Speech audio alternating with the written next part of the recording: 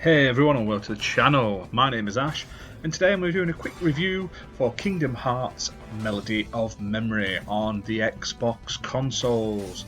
So this was originally released on the 13th of the 11th 2020 and it's developed and published by Square Enix, and this is a rhythm game basically. It's not like the mainline Kingdom Hearts games in the sense of like it being like an RPG Final Fantasy-esque game. This is basically a rhythm game where you're playing through a whole selection of tracks from the series.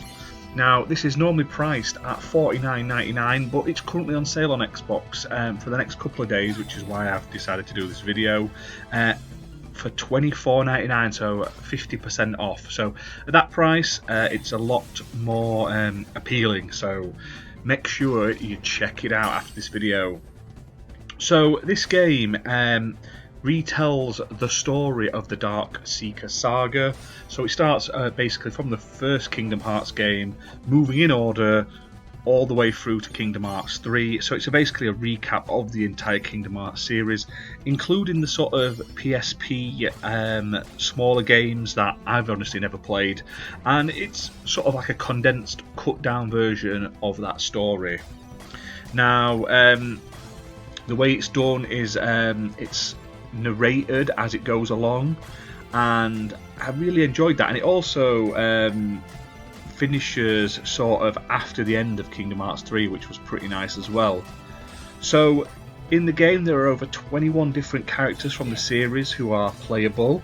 There's 4 main party groupings. So the main sort of classic one is Sora, Donald Duck and Goofy.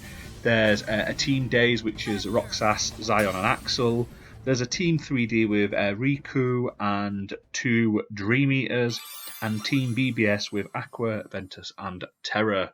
Now, there's also a 4th member of your party who is King Mickey.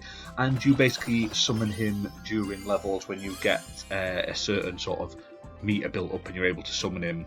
Now, there are a selection of Disney characters that also join your teams on their respective levels. These include Hercules, Aladdin, Mulan, Beast from Beauty and the Beast, Ariel, Simba, Peter Pan and Stitch.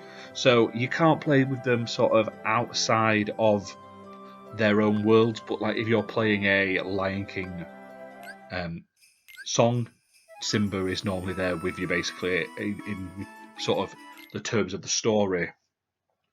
Now, if you've never played Kingdom Hearts before, don't worry about it. Like I say, you can jump into this without any sort of knowledge of Kingdom Hearts. I mean, I've played the first 2 and I've started 3, but I've never really finished any of them, never been like deep into the Kingdom Hearts lore, never really got into all the side games which are actually sort of important to the story.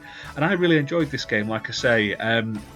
There's 3 different modes of difficulties, so they start off at sort of like my level, and they get harder and harder basically up to, I believe it's called Proud. So it's sort of there's beginner, standard, and Proud difficulties.